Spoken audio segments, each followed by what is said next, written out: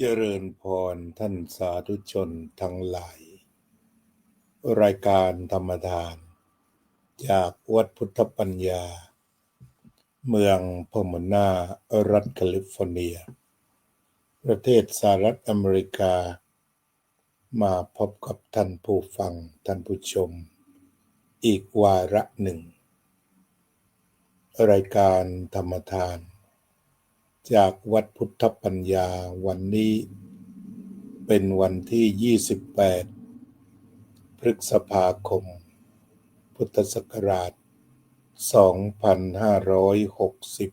2568มาพบกับท่านสาธุชนทั้งหลายอีกวาระหนึ่งเมื่อวานนี้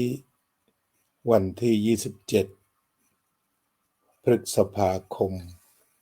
2568บุคคลได้มีความรักความศรัทธาในหลวงพ่อพุทธทาสได้พากันจัดงานที่เรียกกันว่าล้ออายุเดินตามรอยที่ท่านได้จัดกันเอาไว้ของขวัญวันล้ออายุของงดอาหาร1 วันนับว่าเป็นของขวัญวันคล้ายวันเกิดหรือเป็นของขวัญอันล้ำค่าที่นำมาซึ่งความชื่นใจของเจ้าของวันเกิดที่ออกแบบของขวัญวันเกิดด้วยสติปัญญาอันลึกซึ้งเปี่ยมด้วยความกตัญญูกตเวทีต่อผู้ให้กำเนิดและกตัญญูต่อโลกถ้าหลวงพ่อพุทธทาสมีชีวิตอยู่ก็จะมีอายุ119 ปีอาตมาภาพก็ถวายของขวัญกับท่านคืองดอาหาร1 วันกับ1 คืนตามที่ท่านได้เคยบรรยายเอาไว้ผ่านพ้นไปด้วยดีอานิสงส์ก็คือน้ำตาลลดลงมาได้หลายจุดตื่นเช้าขึ้นมาโล่งโปร่งสบายในช่วงที่เราอดนั้นความที่ท้องก็เคยทำงานจากสัก11-12 โมงไปสัก3 โมงช่วงนี้ก็เรียกว่าจะปวดหัวนะเรียกว่าจะวิงเวียนจำมึนหัวบ้างแต่ก็ได้ดื่มน้ำไปเรื่อยๆเมื่อวานนี้ก็ได้ผสมสมุนไพร3 ประการน้ำตะไคร้ใบมะกรูดและใบหม่นรวมกันเป็น3 อย่างช่วยลดน้ำตาลด้วยลดความดันด้วยก็คุยกันว่าหากเวลาที่น้ำตาลสูงหรือว่าความดันสูงการงดอาหารสัก2-3 วัน หรือว่าการทานอาหารจืดๆจะช่วยได้เพราะว่าเป็นการนำเอาของเก่ามาใช้ฉะนั้นก็อานิสงส์จากหลวงพ่อพุทธทาสก็น้ำตาลก็ลดลงมาอย่างมีนัยสำคัญนี่ก็คือเรื่องที่เราได้ปฏิบัติกันไปทางจิตใจมีญาติโยมมาสนทนาธรรมมาคุยกันทางวัดพุทธธรรมชิคาโกก็มีการถ่ายทอดสดเกี่ยวกับเรื่องการประชุมสมัชชาในภาคพระธรรมทูตวิถีคฤหัสถ์ก็คือขยายความจากการทำงานของพระสงฆ์เป็นมาร่วมมือกัน ของพระธรรมทูตคฤหัสถ์เป็นการเติมเต็มงานพระพุทธศาสนาเรื่องของพระธรรมทูตคฤหัสถ์ในประเทศไทยนั้นส่วนใหญ่ก็เกิดขึ้นโดยธรรมชาติมีฆราวาสจำนวนมากแล้วตอนนี้เกิดขึ้นตามธรรมชาติเพราะได้ศึกษาธรรมะรู้เข้าใจและเกิดความปรารถนาที่จะแบ่งปันให้คนอื่นได้ตั้งวงสนทนากันบ้างเปิดบ้านเจริญสมาธิภาวนาบ้างหรือบรรยายธรรมบ้างเมื่อพูดถึงธรรมทูตคฤหัสถ์ก็คงจะต้องขยายความกว้างว่าทุกกิจกรรมที่คฤหัสถ์คืออุบาสกอุบาสิกาได้ทำเป็นไปเพื่อธรรมโดยธรรมแม้แต่การตักบาตรทุกวันของคฤหัสถ์ของอุบาสกอุบาสิกาถ้ามองในเชิงส่งเสริมพระศาสนาก็จะเห็นว่านี่ก็เป็นวิถีธรรมทูตคฤหัสถ์เหมือนกันหรือการไปปฏิบัติธรรมหรือแม้แต่การติดตามรายการธรรมะอย่างรายการธรรมทานจากวัดพุทธปัญญาก็มีคฤหัสถ์อุบาสกอุบาสิกาทั่วโลกให้ความสนใจมาศึกษากันก็ถือว่าคฤหัสถ์ทุกท่านฆราวาสทุกท่านมีส่วนในการร่วมกันเผยแผ่พระพุทธศาสนาแต่ของทาง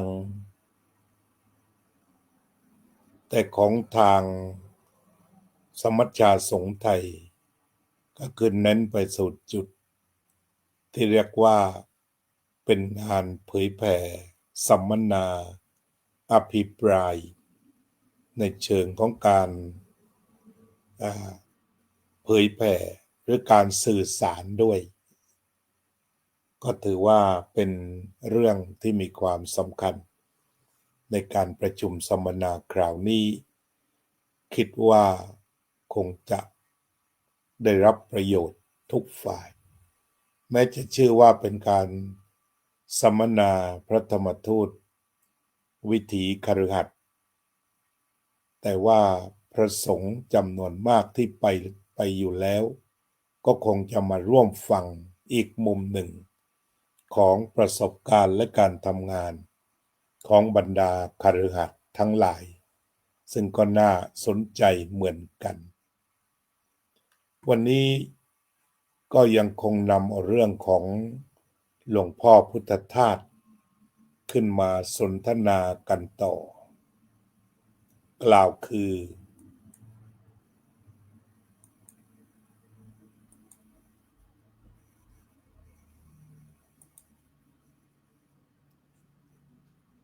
ก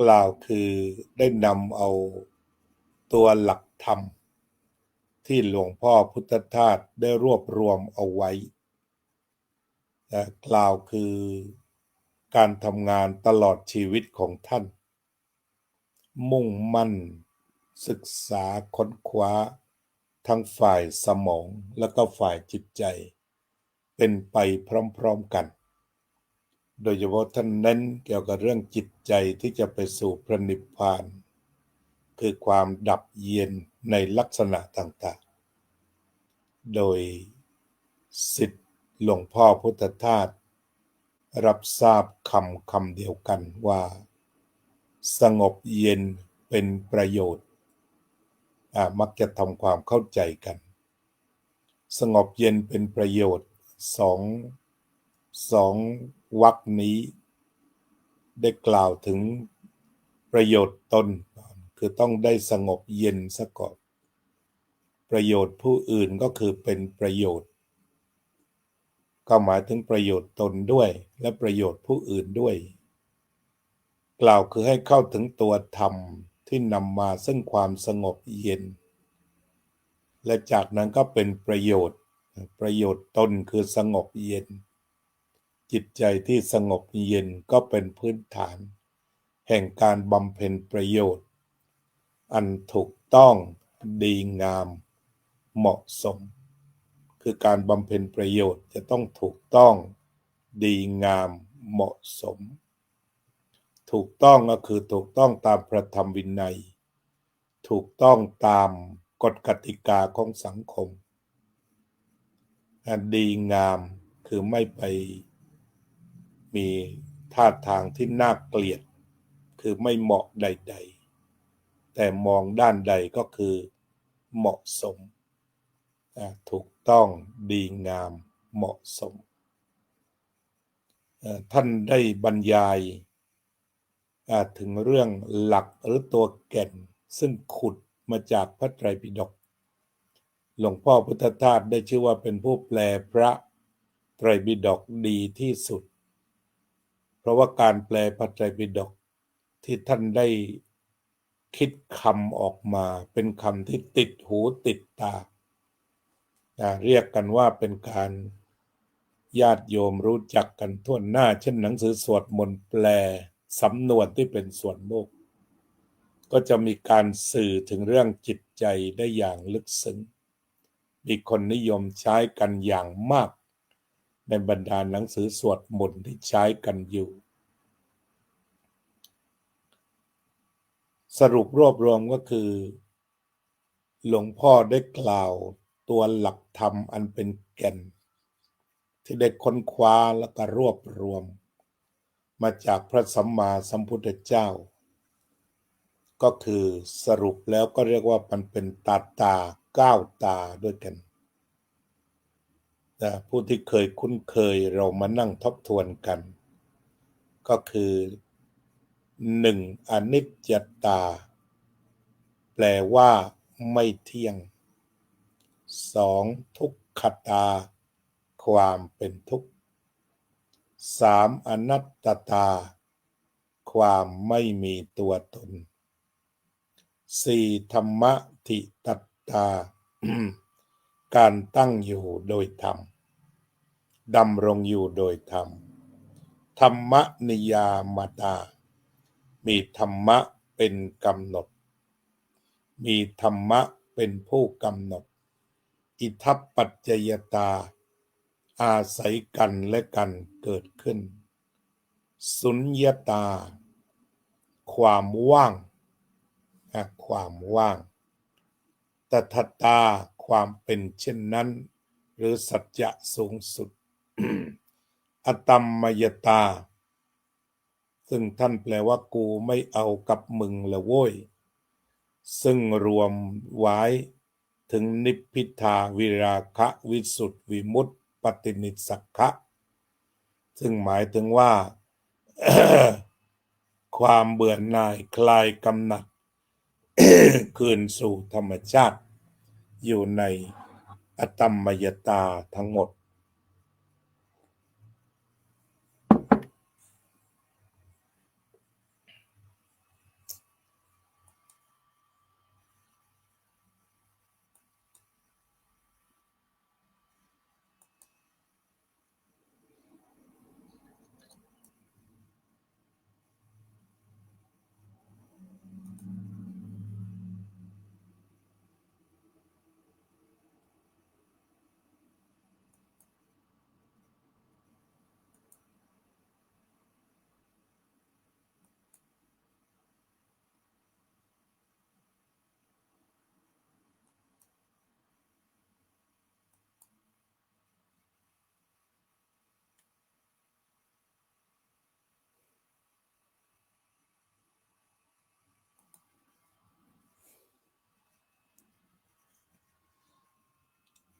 นี่ก็คืองาน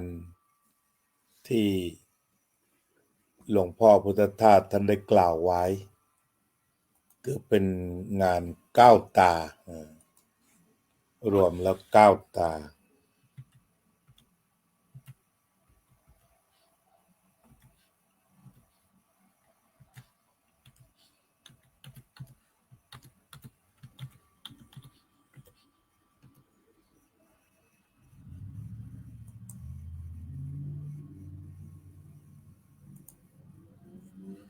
ทีนี้เรามาดูอนิจจตาความไม่เที่ยง นี่เป็นตาเริ่มต้น ที่หลวงพ่อท่านได้นำมาเป็นผู้นำนะอนิจจตาความไม่เที่ยงธรรมะในชุดนี้ซึ่งหมายถึงว่าเปลี่ยนแปลงไม่เที่ยงก็คือเปลี่ยนแปลงไม่ได้อยู่กับที่ความเปลี่ยนแปลงนี้มีอยู่ตลอดเวลาเป็นหัวขบวนแห่งพระธรรมอันสูงส่งอนิจจตาคือความไม่เที่ยงเคลื่อนคล้อย ไหลไป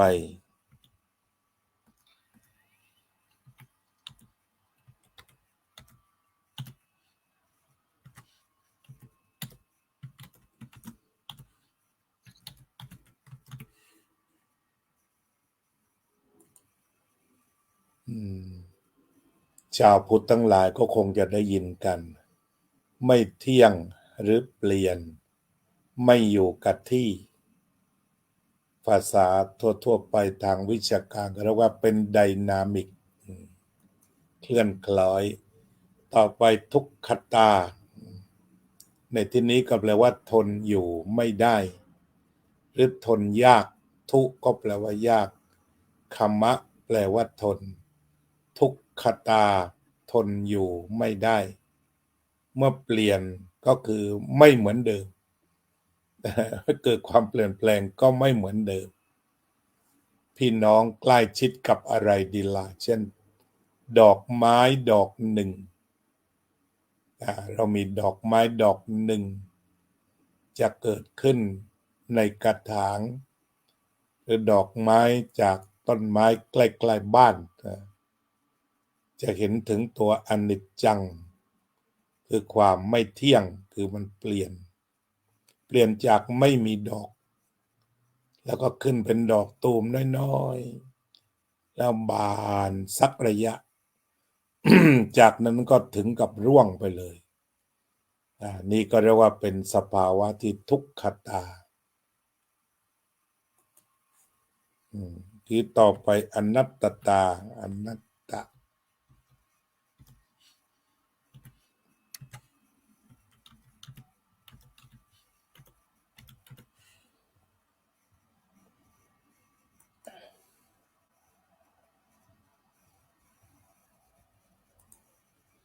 เปลี่ยนแปลงทนอยู่ไม่ได้ร้ายตัวตนกับสภาวะ3อย่างเปลี่ยนแปลงทนอยู่ไม่ได้ร้ายตัวตนนี่ก็คือตัวหลักสำคัญเป็นธรรมะใหญ่เป็นธรรมะครอบโลกก่อนธรรมะชุดนี้ที่พระพุทธเจ้าตรัสไว้ว่าอนิจจตาทุกขตาอนัตตาได้แก่ไม่เที่ยงเปลี่ยนแปลงทนอยู่ไม่ได้ร้ายตัวตนอิสภาวะทั้งสามพระพุทธเจ้ายืนยันว่าตถาคตจะเกิดขึ้นก็ตามไม่เกิดขึ้นก็ตามอนิจจตาทุกขตาอนัตตาปรากฏอยู่ตลอดเวลาตถาคตเป็นเพียงผู้มาเปิดมาเผยมาบอกมากล่าวมาแสดงนี่ธรรมะคู่โลกอนิจจตาทุกขตาอนัตตาตามที่พระพุทธองค์ได้ทรงยืนยันว่าอนิจจตาทุกขตาอนัตตาเป็นอมตะธรรมที่มีอยู่คู่โลกอนัตตาเราจะแปลตามที่พระพุทธเจ้าอธิบายนั่นคือว่าขอร้องไม่ได้ขอร้องไม่ได้บังคับไม่ได้ยับยั้งไม่ได้บังคับไม่ได้ขอร้องดีๆก็ไม่ทำตามบังคับก็ไม่ทำตามแล้วก็ไม่เป็นไปแต่อำนาจ โดยพระพุทธเจ้ายกตัวอย่างว่าถ้าห้ามได้ห้ามมิให้ป่วยห้ามไม่ให้ตายแต่ในอนัตตลักษณสูตรพระองค์ตรัสว่าถ้าห้ามได้ก็คือก้าวห้ามมิให้ป่วยแต่นี่เพราะว่าห้ามมิให้ป่วยมิได้จึงเป็นอนัตตาในท่อนที่พระพุทธองค์ได้ตรัสเอาไว้ที่พอเป็นอนัตตาพระพุทธเจ้าก็ถามสาวกต่อไปว่าเพราะมันเป็นอนัตตาเนี่ยควรหรือที่จะคิดว่าขันธ์ห้าเนี่ยเป็นตัวเป็นตนมิควรควรหรือที่จะคิดว่าเราเป็นขันธ์ห้ามันก็ไม่ควรหรือควรหรือจะคิดว่าขันธ์ห้านั้นเป็นอัตตานั่นก็ไม่ควรมันจึงเป็นอนัตตาเพราะว่าไหลเรื่อยไม่อยู่กับที่เปลี่ยนแปลงทนอยู่ไม่ได้ร้ายตัวตนเมื่อเปลี่ยนแปลงเป็นทุกข์แล้วก็ทนอยู่ไม่ได้ควรหรือที่จะบอกว่ามันเป็นอัตตาหรือเป็นตัวตนก็มิควรโดยตัวพระไตรปิฎกพระพุทธเจ้าก็ชี้ลงไปที่ตัวขันธ์ห้าหากเราจะนำมามองทุกประการในขันธ์ที่เรียกว่าทั้งมีในสังขารทั้งมีใจครองไม่มีใจครองก็จะพบว่าอยู่ในสภาวะไม่เที่ยงเปลี่ยนแปลงทนอยู่ไม่ได้ร้ายตัวตน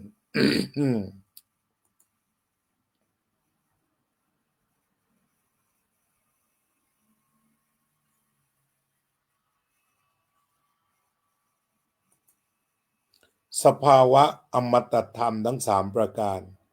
คืออนิจจตาทุกขตาอนัตตา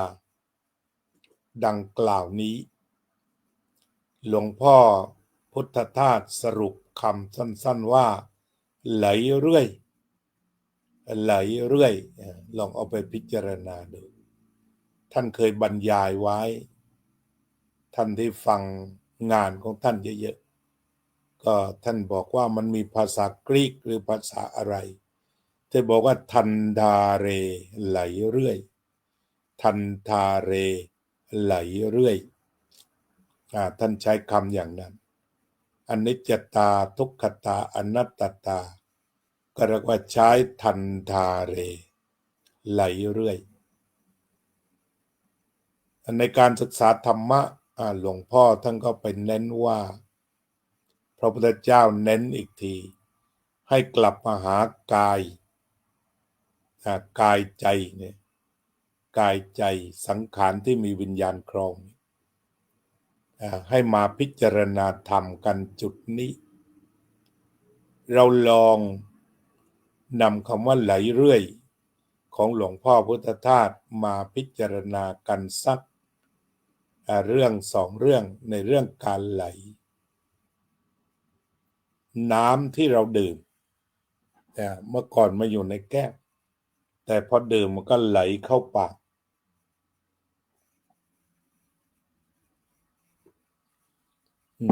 จากนั้นหาย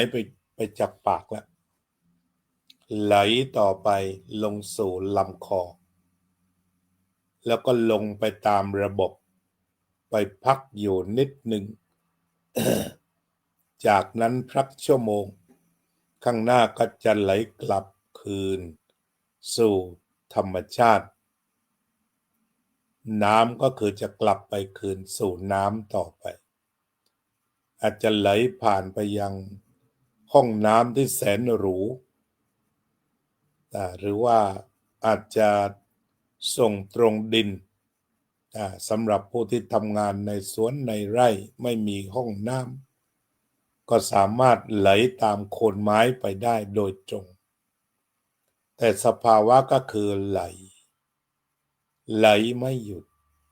เมื่อดื่มเข้าไปแล้วอากาศที่เราหายใจไหลเข้าเรียกว่าหายใจเข้า แล้วก็ไหลออกหายใจออกแล้วก็น้ำที่อยู่ในภายในเป็นเหงื่อก็ไหลออกมาทางรูขุมขนเป็นทวารหนักก็ปนมากับอุจจาระไหลอุจจาระก็แปลว่าไหลแล้วก็ปนมากับปัสสาวะนี่ก็ไหลตรงเป็นท่อไหลตรงถ้าท่อปัสสาวะทำงานดีก็ไม่มีทุกข์ให้ปัสสาวะไหลดีๆแต่ถ้าเมื่อไรมันขัดข้องก็กลายเป็นอีกเรื่องหนึ่งจะเป็นทุกข์ทรมานมันก็มีหลายโรคโรคะก็แปลว่าเสียดแทงคือมันไหลไม่สะดวกคำว่าโรคเนี่ยแปลว่ามันไหลไม่สะดวกติดขัดฉะนั้นเรื่องเดียวเรื่องท่อปัสสาวะเรื่องเดียวก็มีตั้งหลายโรคผู้ที่เรียนก็ต้องจบหลายสาขาเพื่อที่จะซ่อมแซมให้ท่อปัสสาวะหรือกระบวนการในชุดตรงนั้นมันเดินได้สะดวกนี่เรียกว่าไหลขัดทางไหลไม่ได้มองลึกลงไปไขมันทั้งหลายน้ำตาลทั้งหลายอันเป็นสารที่ละเอียดละอ้อเมื่อไหลเข้าปากไปพักอยู่ในกระเพาะมีกระบวนการที่จะนำน้ำตาลนำเกลือนำไขมันไปใช้ตามกระบวนการก็ต้องไหลไปตามเส้นโลหิตไหลไปตามเส้นเลือดซึ่งมีนานาชนิดเส้นเลือดมันก็มีนานาชนิดที่จะไหลไปนี่ก็เรียกว่าเป็นเรื่องของการไหลออกมาทางตานี่ก็แล้วกันน้ำตาก็ไหลออกมาน้ำมูกก็ไหลออกมาหรือน้ำลายเสลดเหล่านี้ก็ไหลออกมาบางคนก็เรียกว่าหูเป็นน้ำหนวกก็ไหลออกมาทุกช่องทีนี้ถ้านับ9 ช่องตา2หู2จมูก2ปาก1ทวารหนักทวารเบา9 ช่องนี่ไหลหมดนั้นพิจารณาเรื่องไหลเรื่อยอันเป็นอนิจจังทุกขังอนัตตาทุกช่องของร่างกายล้วนแต่เป็นเรื่องของการไหลเรื่อยทั้งสิ้นทุกช่องล้วนแสดงธรรมอยู่ทุกเวลาทุกนาทีแสดงธรรมเรื่องไหลเรื่อยไม่หยุดอยู่กับที่จมูกก็ทำหน้าที่ไหลเรื่อยลมหายใจไหลเข้าไหลออกไหลเข้าไหลออกก็เป็นสภาวะอนิจจังทุกขังอนัตตา3 ตารวมลงมาที่ไหลเรื่อยเมื่อได้หลักมาพิจารณาภายในแล้วก็สามารถที่จะพิจารณาถึงสังขารภายนอกเช่นกัน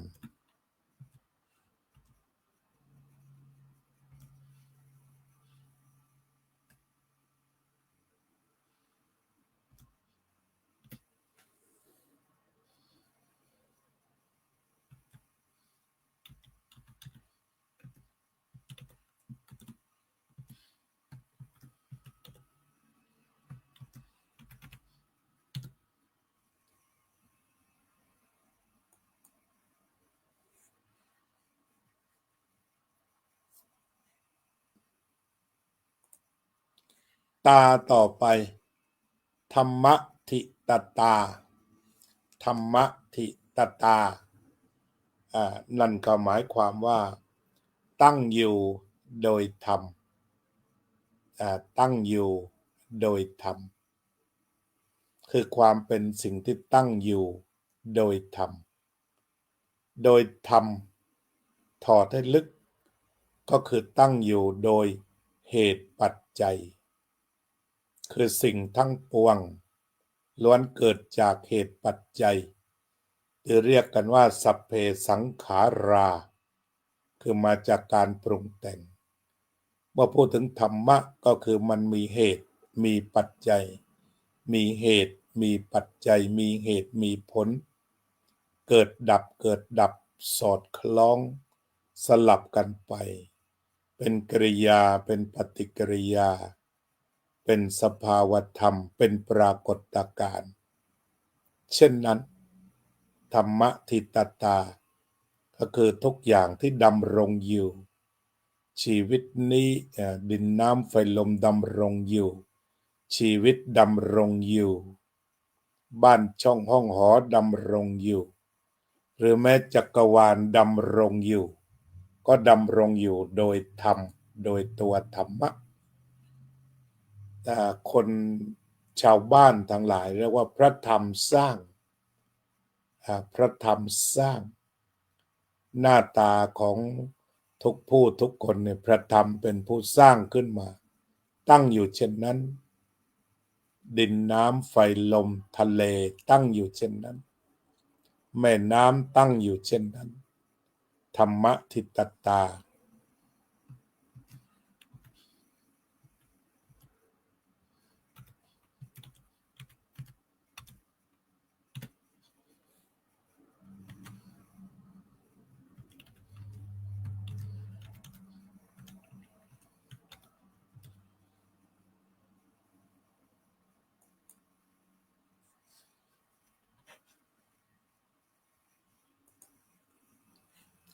ธรรมนิยามตา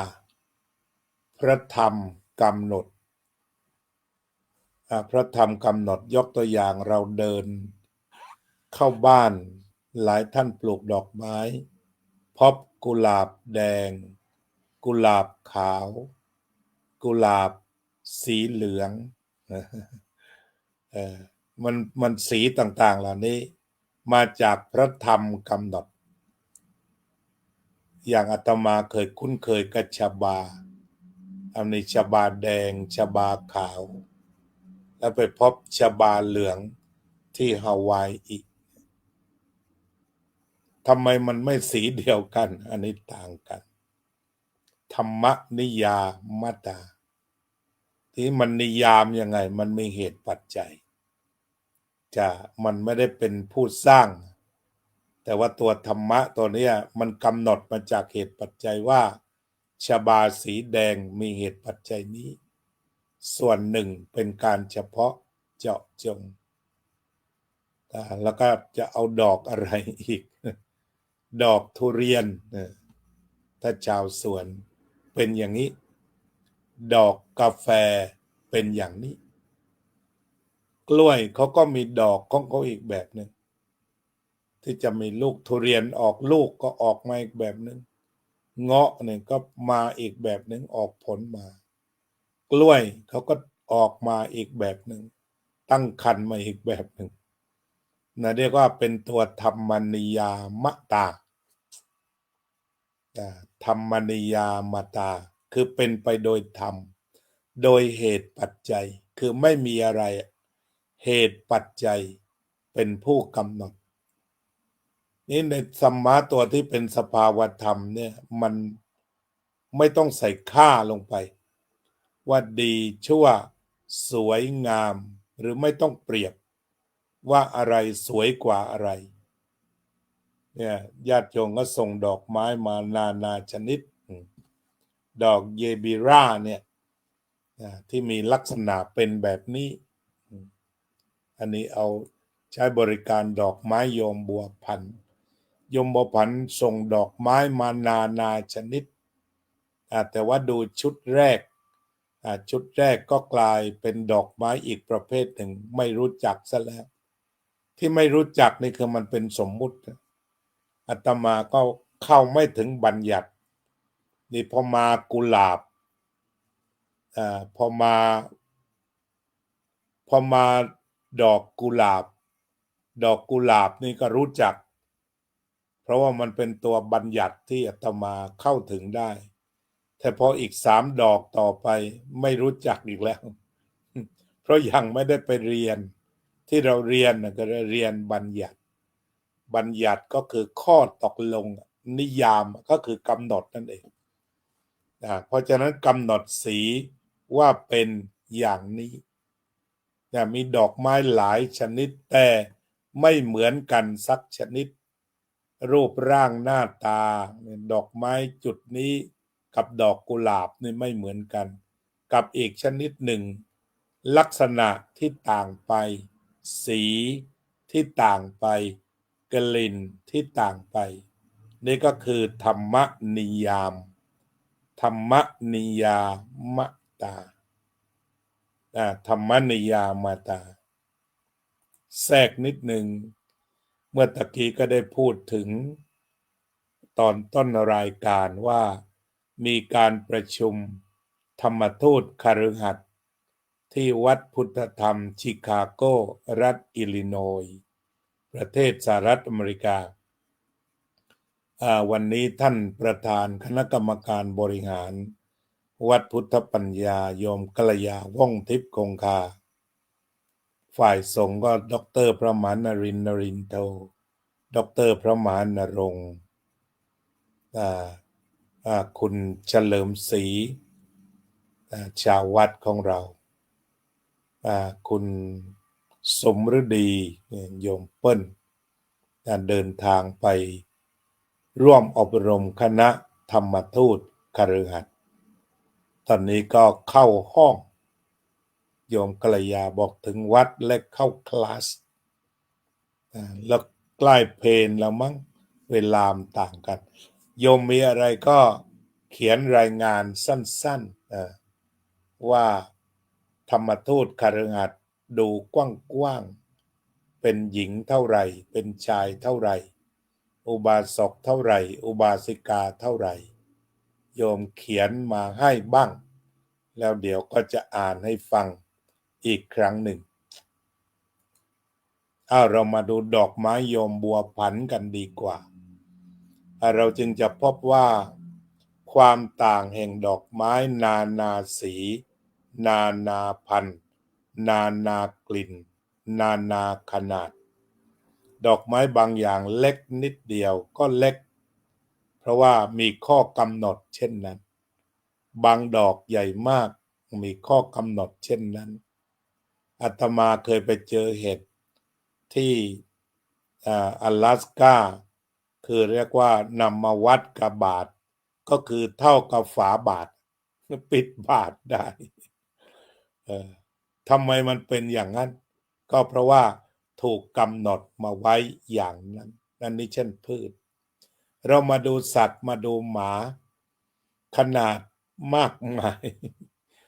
เขาเรียกจึงมีสมเรียกว่าเป็นพันตัวเล็กๆมากๆไปจนถึงตัวใหญ่เท่ากันลูกวัวก็มีสิ่งเหล่านี้คือตัวอย่างของธรรมนิยามมาดูคนบ้างคนบ้างผิวอันนี้ก็เป็นเรื่องใหญ่ของโลกที่ถึงกับรบราฆ่าฟันดูถูกดูแคลนดูหมิ่นกันผิวขาวผิวดำผิวเหลืองแต่ความจริงถ้าเข้าถึงธรรมแล้วไม่ต้องไปให้ค่าว่าสีอะไรดีกว่าอะไรแต่ว่ามันเป็นเหตุปัจจัยแห่งธรรมนิยามสีอะไร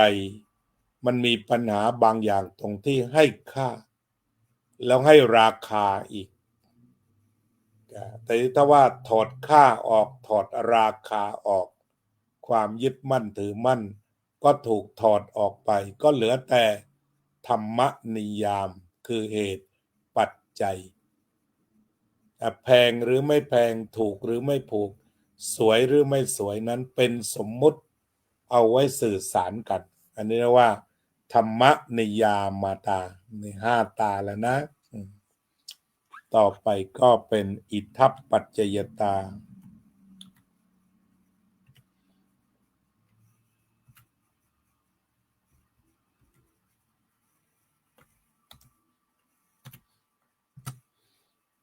อิทัปปัจจยตา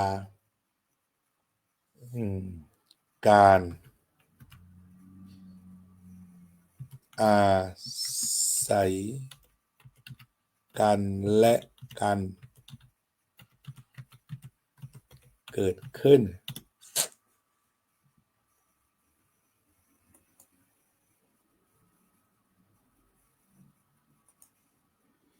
ต่อไปก็อิทธัปปัจจยตาเมื่อเราผ่านธรรมนิยามตาก็หมายความว่ากำหนดโดยเหตุปัจจัยหรือเรียกกันว่าธรรมะกำหนดรูปร่างหน้าตาบุคลิกเอกลักษณ์อัตลักษณ์ของสัตว์ของแต่ละคนที่ฝรั่งเรียกว่า identity คือเป็นอัตลักษณ์เป็นเอกลักษณ์ที่มีหนึ่งเดียวไม่มีใครเหมือนและไม่เหมือนใครเพราะพระธรรมกำหนดหากมองโดยว่าพระธรรมกำหนดไม่เทียบไม่เปรียบไม่ตัดสินไม่ให้ค่าก็จะเข้าถึงเอกลักษณ์อัตลักษณ์ของแต่ละคนจะทำให้อภัยได้ไม่ถือสาเพราะว่า สัตว์ทั้งหลายถูกพระธรรมกำหนดมาแบบนั้นทำไมจึงชอบทำแบบนั้นไม่ชอบทำอย่างอื่นก็เนื่องจากพระธรรมกำหนดมาแบบนั้น จากนั้นก็ยอมรับการกำหนดของพระธรรมเรียกว่าธรรมนิยามตาต่อไปอิทธัปปัจจยตาการอาศัยกันและกันเกิดขึ้นกลับมาหาชีวิตหากเรามองชีวิตให้เหลือสองส่วนมีนามส่วนหนึ่งมีรูปส่วนหนึ่งรูปเป็นรูปนามเป็นนามรูปก็เป็นตัววัตถุนามเป็นตัวรู้วัตถุกับรู้อาศัยกันเท่ากับชีวิตถ้าวัตถุดินน้ำไฟลมอากาศไม่มีวิญญาณธาตุมีธาตุดินธาตุน้ำธาตุไฟธาตุลม ธาตุอากาศไม่มีวิญญาณธาตุก็จะทำให้ไม่สมบูรณ์หรือว่าไม่ครบถ้วนสมบูรณ์เป็นแต่ทีนี้ชีวิตไม่ครบเพราะมันมีแต่รูปทำอะไรไม่ได้นอนแน่นิ่ง ที่ถ้าเมื่อไหร่มันมีวิญญาณธาตุบวกเข้าไปก็เป็นธาตุหกครบถ้วนเอาละทีนี้ชีวิตก็บังเกิดคือมันขาดกันไม่ได้อาศัยซึ่งกันและกันนี่เรียกว่าอิทัปปัจจยตารูปกับนามอาจจะขยายเป็นรูปเวทนาสัญญาสังขารวิญญาณต่างทำหน้าที่เอื้อเฟื้ออาศัยแก่กันและกันจะยกมาว่าดินน้ำไฟลมอากาศก็ต้องทำหน้าที่อาศัยซึ่งกันและกันไม่มีอะไรโดดเด่นแบบเดียวๆสิ่งที่เราวิญญาณธาตุฝ่ายนามก็ทำหน้าที่ตามที่ปรากฏรู้สึกบ้างรู้จำบ้างรู้คิดบ้างแล้วก็รับรู้บ้างก็ทำหน้าที่รู้ไปเรียกกันว่าอิทธัปปัจจยตาอาศัยกันและกันเกิดขึ้นยกตัวอย่างอื่นๆก็เช่นกันจะปลูกต้นไม้สักหนึ่งต้นก็ไปดูว่าอาศัยอะไรอาศัยจอบอาศัยเสียมอาศัยดินอาศัยดินอันประกอบด้วยปุ๋ยจะเป็นปุ๋ยคอกปุ๋ยหมักปุ๋ยเคมีปุ๋ยอินทรีย์เมื่อลงดินไปแล้วน้ำต้องพอเพียงแสงตะวันดวงแสงอาทิตย์ก็ต้องพอเพียง ความอุ่นต้องพอดีหนาวมากก็เรียกว่าตายทันทีนี่ก็แสดงว่าอาศัยกันและกันเกิดขึ้นขณะเดียวกันอาศัยกันและกันดับไปพี่น้องที่อยู่อเมริกาก็ดีหรืออยู่แถวทางชิคาโกทางตะวันออกที่ชอบปลูกใบมะกรูดก็จะเห็นอิทธิปัจจยตาได้ถ้าว่าในฤดูที่แสงอาทิตย์สว่างไสวัยก็ยกไปวางรับแสงที่ถ้าหากว่าพายุหิมะมาแบบปุบปับเก็บไม่ทันตายทันทีเพราะอาศัยหิมะใบมะกรูดตายอาศัยแสงไออุ่นจากดวงอาทิตย์พอเพียงใบมะกรูดโต เหล่านี้นี่อิทัปปัจจยตาต้องอาศัยกันและกันเกิดขึ้นทุกสิ่งทุกประการไม่มีอะไรเดี่ยว ไม่มีอะไรเดี่ยวก็ต้องอาศัยกันและกันเกิดขึ้น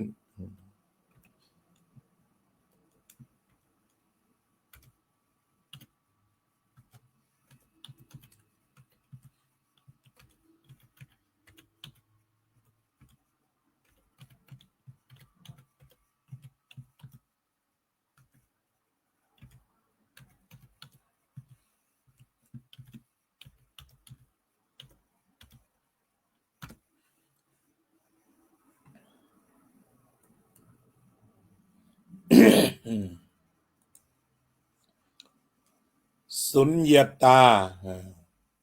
ว่างเปล่าจากความหมายแห่งความเป็นตัวตนสุญญตาว่างเปล่าจากความหมายแห่งความเป็นตัวตนทั้งนี้ก็เพราะอะไรคือมันไม่มีตัวใดเดี่ยวแต่เพราะจะต้องอาศัยสิ่งอื่นมาประกอบอาศัยซึ่งกันและกันเป็นอิทธัปปัจจยตาชีวิตก็ต้องมีธาตุดินก็ต้องมีธาตุน้ำธาตุไฟธาตุลมอากาศธาตุวิญญาณธาตุที่ถ้าเกิดถอดอันใดอันหนึ่งถอดออกไปหมดก็เหลือแต่ความว่างจะต้องตั้งอยู่บนที่ว่างก่อนการทำงานของธาตุดินธาตุน้ำธาตุไฟธาตุลมอากาศธาตุต้องทำงานบนช่องว่างที่พอถ้าไม่มีสุญญตาไม่ได้เนี่ยอย่างจมูกเนี่ยต้องโล่งต้องว่างต้องสุญญตา แต่เขาเรียกว่าอากาสะเนี่ยแปลว่าช่องปากไม่ต้องว่างนะแล้วก็ทางเดินโลหิตที่นับไม่ถ้วนเหล่านั้นก็ต้องมีความว่างพอทางเดินโลหิตเหล่านั้นจะต้องว่างพอเพียงที่ไขมันจะต้องเดินไปได้ก็ต้องมีสุญญตาหรือความว่างความว่างมีความจำเป็นทุกจุดถ้าอุดตันเมื่อไหร่ไม่ว่างเป็นปัญหาไปอุดบนสมองก็เป็นปัญหากันจำนวนมากอุดแถวแถวหน้าแข้งอุดตามขาก็ถึงกับว่าตัดขาอุดบนสมองต้องผ่าเข้าไปนั้นชีวิตนี้ขาดสุญญตาไม่ได้ว่าโดยทั่วไปแต่ก็หมายถึงว่าจะต้องอาศัยซึ่งกันและกันรวมแล้วเรียกว่าสุญญตาว่างเปล่าจากความหมายแห่งความเป็นตัวตนถ้าไม่เป็นตัวตนมันเป็นอะไรมันเป็นธาตุมารวมกันเฉยๆรวมกันอยู่ตามเหตุปัจจัยและจากกันไปตามเหตุปัจจัยดื่มน้ำมันก็วางอยู่เหตุปัจจัยแล้วจากนั้นก็จากไปเพราะนั้นก้าวตาที่ไหลมาถึงสุญญตาก็คือไม่มีอะไรที่มันอยู่ที่นั้นสุญญตาคือว่างเปล่าจากความหมายแห่งความเป็นตัวตนเป็นเพียงปรากฏการณ์ของการรวมตัวของอะไรอะไรแล้วก็พลัดพรากจากไปก็ว่างตลอดเวลาสิ่งที่มันมีอยู่ตลอดคือมันว่าง มันว่างเปล่าจากความหมายแห่งความเป็นตัวตนนั่นเองนี่คือสุญญตา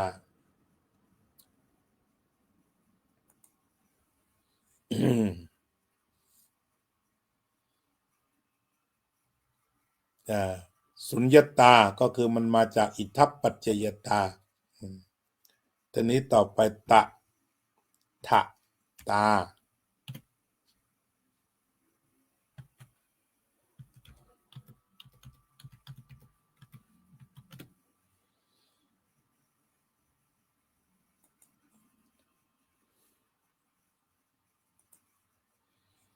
ตัทตาเช่นนั้นเองกล่าวคือเป็นเอกลักษณ์อีกเหมือนกันที่จะเป็นเช่นนั้นไม่เป็นอย่างอื่นตัวนี้เป็นสัจธรรมขั้นสูงว่าตามในพระบาลีก็หมายถึงมันเป็นสัจจะหรือกล่าวถึงตัวอริยสัจนี่ก็ได้มันเป็นความจริงขั้นสูงเรียกว่าตัทตาคือไม่เป็นแบบอื่นแต่จะเป็นเช่นนั้นไม่แปรเปลี่ยนเป็นอย่างอื่นเช่นความเกิดแก่เจ็บตายเป็นเช่นนั้นเลยจะขอเปลี่ยนทางไปอย่างอื่นเป็นอายุยืน10,000 ปีอะไรต่างๆเนี่ยมันก็เป็นเรื่องของหนังจีนได้อย่างเดียวเป็นสุนัขจิ้งจอก1,000 ปีอะไรเนี่ยเป็นได้แค่หนังจิ้งจอกแต่หนังจีนแต่ถ้าเป็นตาเนี่ยมันเป็นเช่นนั้นคือจากเหตุปัจจัยที่รวมกันหมดแล้วไม่เป็นแบบอื่นเป็นเช่นนั้นทำไมต้องเกิดตถาเป็นเช่นนั้นทำไมต้องแก่ตถาเป็นเช่นนั้นทำไมต้องเจ็บตถาเป็นเช่นนั้นทำไมต้องตายด้วยตถาเป็นเช่นนั้นทำไมต้องตายตั้งแต่ยังเด็กตถาเป็นเช่นนั้นทำไมกำลังเจริญรุ่งเรืองถึงขีดสุดตถาเป็นเช่นนั้นสตีฟจ็อบส์กำลังรวยสูงสุดงานกำลังไปไกลแต่มาตายซะก่อนทำไมว่าเป็นแต่ทำไมจึงรีบตายขนาดนั้นเพียบพร้อมเงินทองจะเปลี่ยนอะไรก็ได้สำหรับสตีฟจ็อบส์เนี่ยมันตถาไปแล้วไม่เป็นแบบอื่นแล้ว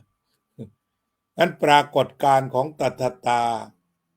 จึงสามารถครอบคลุมความจริงสุดขีด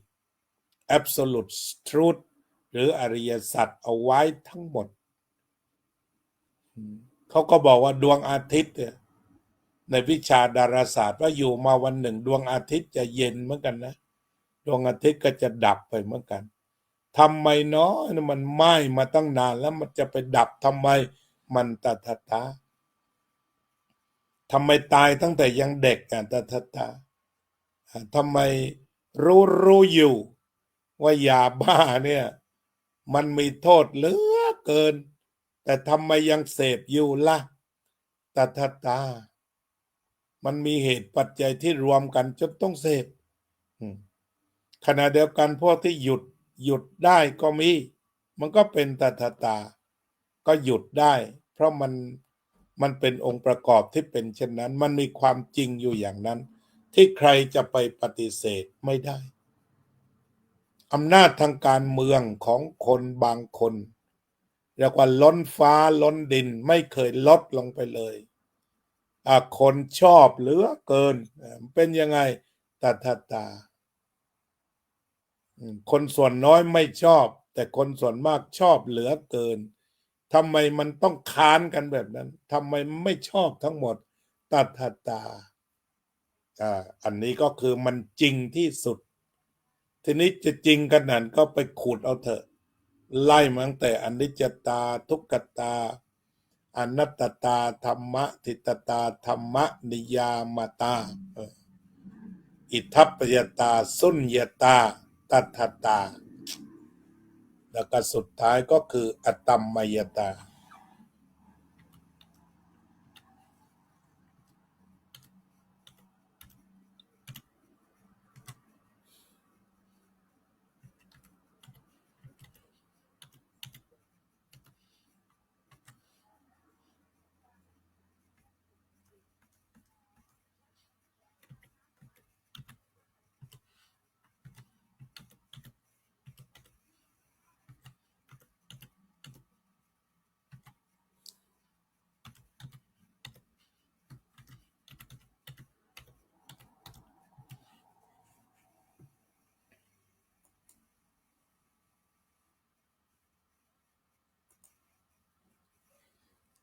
อตัมมยตาสลัดปล่อยวาง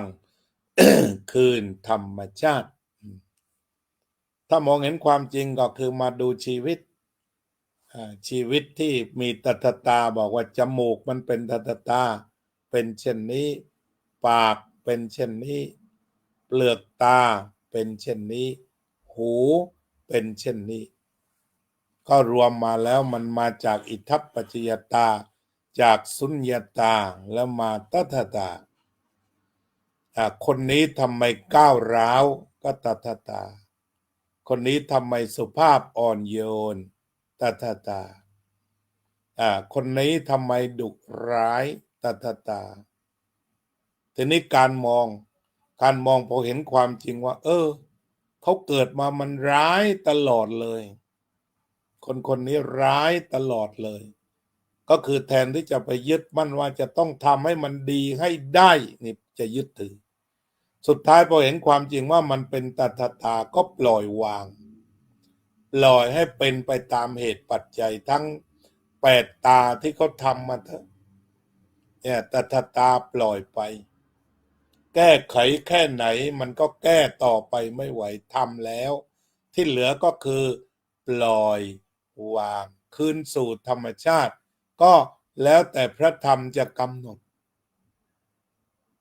ถ้าหากว่าวันหนึ่งเขาก้าวร้าวและเจอโทษหนักอาจจะเปลี่ยนเป็นสุภาพมาบ้างก็มันเป็นตัทตาเปลี่ยนแปลงแล้วหรือเปลี่ยนแล้วเป็นตัทตาอย่างมีคนบางคนเคยยกย่องคนอีกคนหนึ่งเป็นวีรบุรุษแล้วเหตุปัจจัยก็ผ่านไปอยู่มาวันหนึ่งไปว่าเขาทรราชซะแล้ว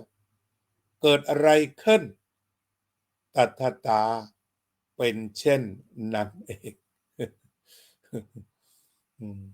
คือบุคคลบางคนเรียกว่าภาพพจน์ดีสวยงามเลอเลิศแต่เอาอยู่มาวันหนึ่งก็กลายเป็นโจรเป็นฆาตกรดึงออกมาทำไมเป็นซะอย่างนั้นคำตอบก็คือตัทตาสุดทางแก้ไขนั้นคำว่าตัทตาระวังก็คือหมายว่ากลัวว่าจะไม่แก้ไขแต่จะไปถึงจุดตัทตาเห็นความจริงก็คือหมายถึงว่าแก้มาเต็มที่แต่ไม่มีปัญญาที่จะแก้ไขเพราะมันมีธรรมนิยามมาตาไว้อย่างนั้นธรรมะทิตตาเป็นอย่างนั้นอิทัปปัจจยตาอย่างนั้นสุญญตาอย่างนั้นจึงต้องให้ตัทตาและสุดท้ายต้องอตัมมยตาคือปล่อยวางในประเด็นนั้นๆเพื่อความว่างของจิตคือสูตรธรรมชาตินั่นคือกรรมมันมีเหตุปัจจัยอย่างไรก็เป็นอย่างนั้นเถอะไม่ไปแทรกแซงไม่ไปรบกวนอีกต่อไปอย่างนั้นมันก็คือเป็นถึงจุดหนึ่งก็เหมือนกับบางคนที่ป่วยหนักเคยมีเหมือนกันผู้ที่เข้าถึงธรรมเขาก็รู้ข้อมูลลึกซึ้งกับหมออย่างดีว่าอยู่ได้ไม่เกิน15 วันแล้วเขาก็บอกว่าเอาละถ้าอย่างนั้นพอแล้วเนี่ยอตัมมยตาคือไม่ไปรักษาไม่ไปซ่อมกลับมาภาวนาอยู่บ้านดีกว่าปรากฏว่าแม่นยังกระจับวางไม่ถึง15 วันแต่ว่าบุคคลคนนั้นมีความรื่นเริงสดชื่นเบิกบานแล้วก็ถึงเวลาที่ธาตุสี่ดินน้ำไฟลมอากาศธาตุวิญญาณธาตุต้องจากไปอย่างสงบก็ได้อตัมมยตาสลัดปล่อยวางคืนสู่ธรรมชาติอตัมมยตาหลวงพ่อพุทธทาสแปลแบบนักเลงว่ากูไม่เอากับมึงแล้วโว้ยที่ท่านบอกว่าท่านแปลแบบนักเลงอตัมมยตากูไม่เอากับมึงแล้วโว้ยอตัมมตามันก็เกิดจากการเห็นตัทตาคือเห็นเหตุปัจจัยอย่างครบถ้วนสมบูรณ์ว่าอะไรแก้ไขได้ก็แก้หมดแล้วแต่มันเป็นของที่ธรรมชาติกำหนดไม่มีใครล่วงรู้ความลับของธรรมชาติอีกต่อไป จึงไม่สามารถที่จะแก้ไขได้ก็เลยจะต้องตากับสิ่งนั้นอาการป่วยไข้ก็ดีความเจ็บปวดอะไรบางอย่างก็ดีบางอย่างวิทยาศาสตร์ที่มันค้นพบก็ไปไม่ถึงแล้วเพราะธรรมนิยมตามันลึกอิทธัปปยตามันลึกสุญญตามันลึกจนกว่าที่จะมีศาสตร์ใดไปแก้ไข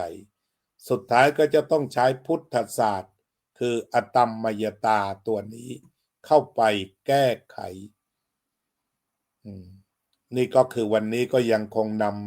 ำเกี่ยวกับเรื่องงานของหลวงพ่อพุทธทาสมาพูดคุยสนทนากัน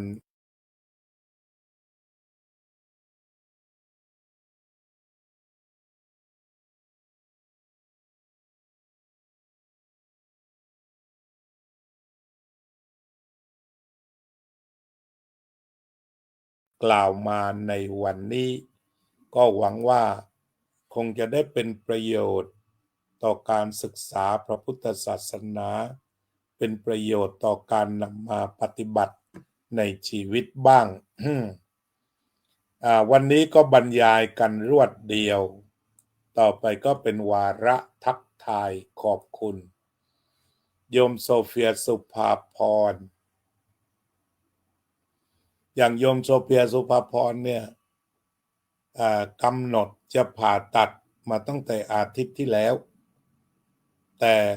ถูกเลื่อนมาตรงนี้ก็หมายถึงว่าเราจะต้องมาตากันแล้วเพราะว่าการประสานงานการติดต่อเกี่ยวกับเรื่องการนัดหมอต่างๆเพอร์เฟกต์สมบูรณ์แต่พอถึงเวลาบอกว่ายังเข้าห้องผ่าตัดไม่ได้ก็ต้องตาคุณเดวิดจะต้องผ่าตัดบ่าเป็นสมาชิกพีชช็อปแฟมิลี่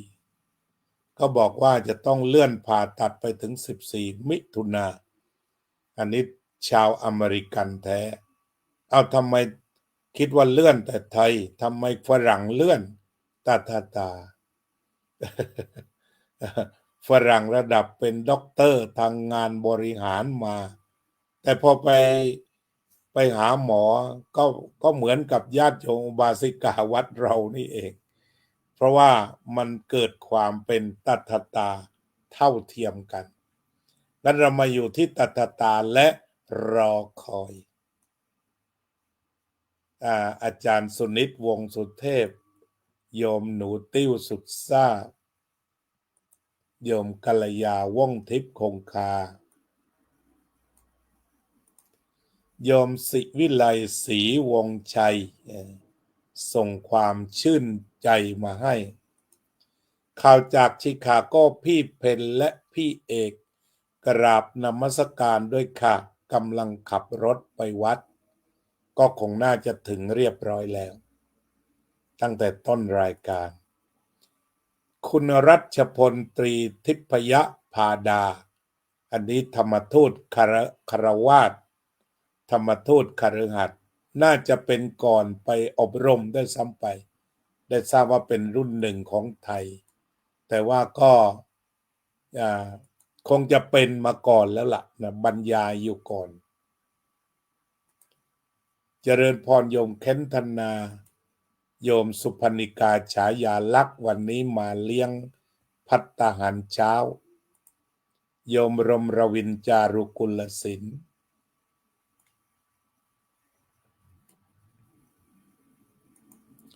โยมสมควรกตาธิการโยมอุบลอินทวงศ์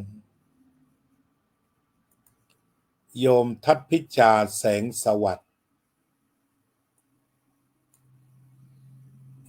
เอาต่อไปด้วยดูอนิจจตาของอาตมาไปด้วยโยมพะเยาเจนพนัส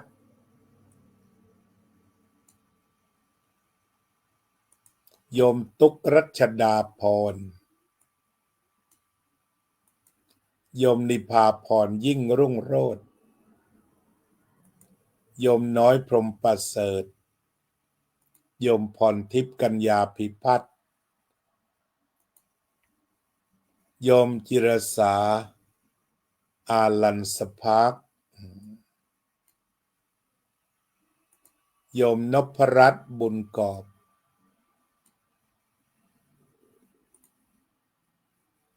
โยมกัลยาแจ้งว่าเข้าคลาสเรียบร้อยแล้วสาธุในธรรมทานเช้านี้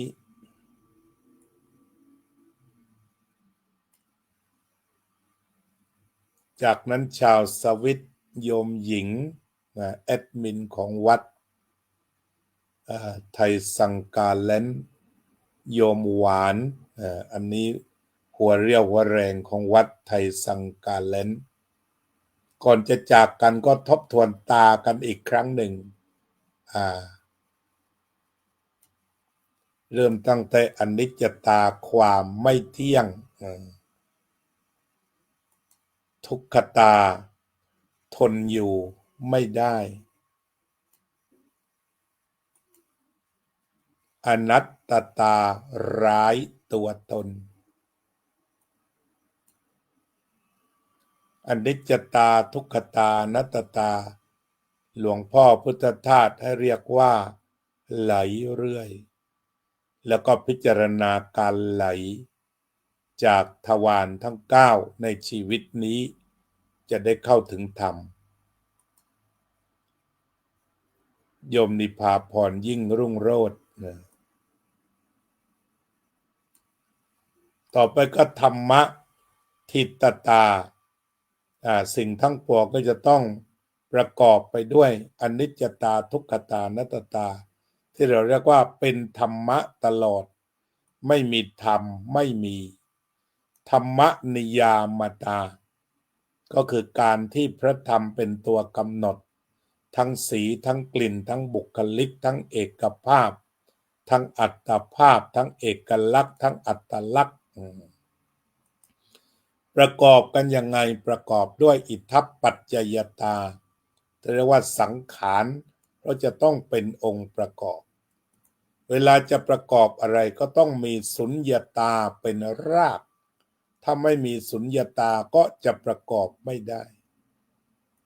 แต่ก็สุดท้ายมันมีเหตุปัจจัยมีผลใดๆเป็นที่น่าพอใจหรือไม่น่าพอใจเราก็เรียกว่าตัทตาหลีกเลี่ยงไม่ได้เมื่อได้ทราบแล้วก็อตัมมยตารับรู้ดูเห็นปล่อยวางคืนสู่ธรรมชาตินั่นเองต่อไปก็มาเจริญสมาธิภาวนาร่วมกันสักระยะหนึ่งเพื่อที่จะดูความไหลเข้าไหลออกแต่วันนี้ดูลมแบบตรงดิ่งไหลเข้าไหลออก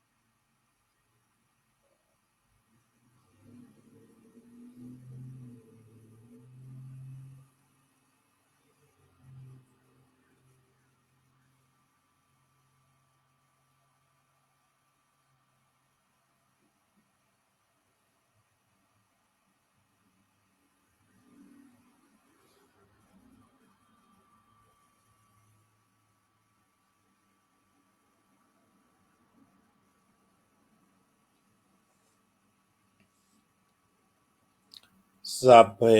สัตตาสัตว์ทั้งหลายที่เป็นเพื่อนทุกข์เกิดแก่เจ็บตายด้วยกันทั้งหมดทั้งสิ้น อเวราโหนตุจงเป็นสุขเถิดอย่าได้มีเวรแก่กันและกันเลยอัพพยาปัชชาโหนตุจงเป็นสุขเถิดอย่าได้พยาบาทเบียดเบียนซึ่งกันและกันเลยอานิคาโหนตุจงเป็นสุขเถิดอย่าได้มีความทุกข์กายทุกข์ใจเลยสุขีอัตตานังปริหารันตุจงมีความสุขกายสุขใจรักษาตนให้พ้นจากทุกภัยทั้งสิ้นเถิดอภิวาทนะสีลิสะนิจจังวุธาปจายิโนจัตตารโอธรรมาวัฏันติอายุวันโนสุขังภะลัง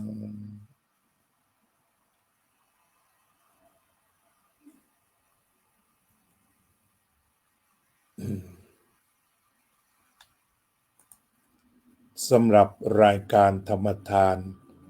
จากวัดพุทธปัญญาวันนี้คงต้องจากท่านผู้ฟังท่านผู้ชมไปเพียงแค่นี้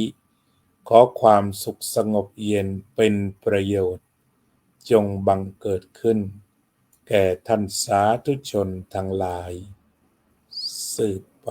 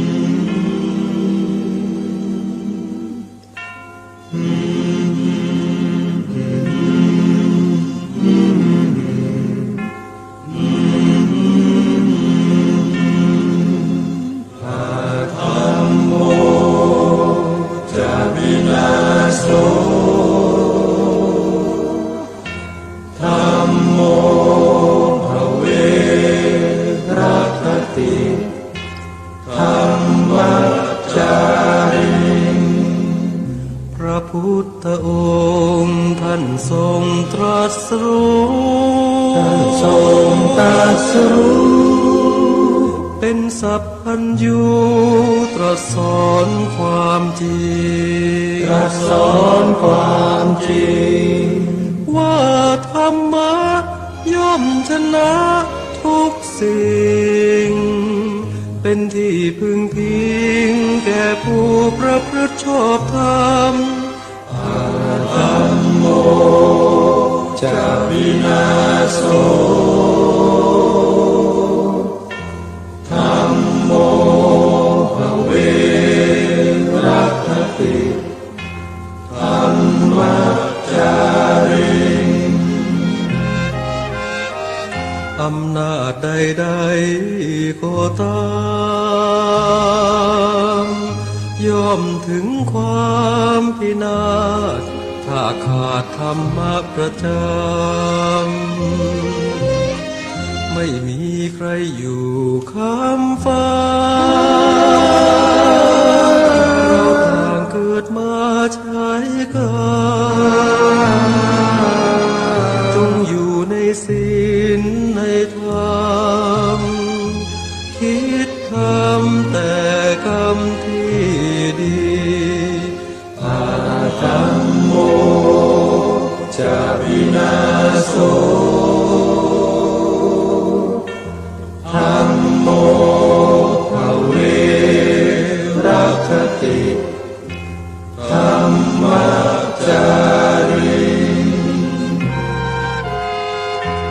ส่องสว่างสู่ทางสุขสีคำจุนโลกนี้นิรันดร์อา